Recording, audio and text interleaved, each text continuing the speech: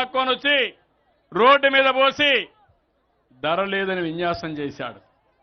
ఇప్పుడు ఏం చేశాడంటే దానిపైన దుర్మార్గమైన కార్యక్రమం అక్కడ వచ్చిన వీడియో తీసి నిన్న నెల్లూరులో పెట్టాడంటే నెల్లూరులో బంగారుపాలెం మార్కెట్నే తీసుకొచ్చి అతను ఫేక్ వీడియోని ప్రదర్శించాడంటే మనిషి అని మిమ్మల్ని అడుగుతున్నా.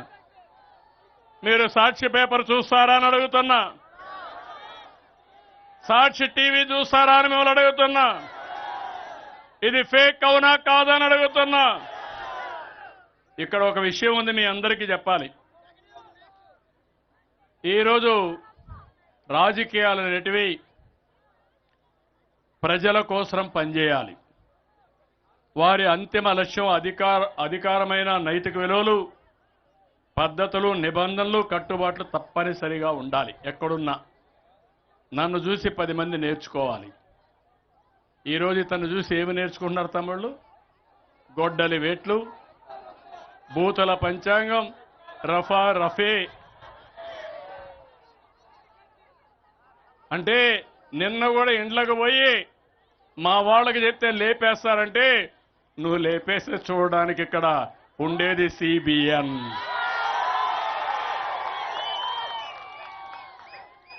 గౌరవించా, ఎంతో మంది వ్యక్తులు చూశా.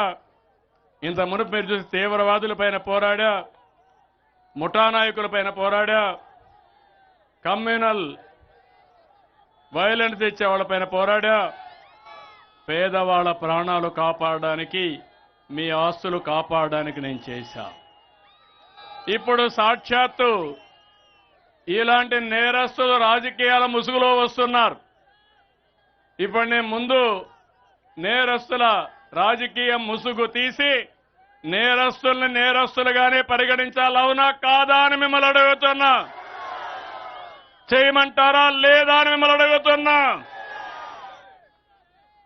మీరు కూడా సహకరిస్తే నేను కోరుకునేది ఒకటే, మనది ప్రజల మేలు కోరే ప్రభుత్వం, మంచి చేసే ప్రభుత్వం, మంది సమిక్షేమ ప్రభుత్వం, అభివృద్ధి ప్రభుత్వం.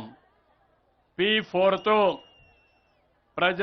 పబ్లిక్ ప్రైవేట్ పీపుల్స్ పార్ట్నర్షిప్తో సమానత్వం తీసుకొచ్చే ప్రభుత్వం ఇది.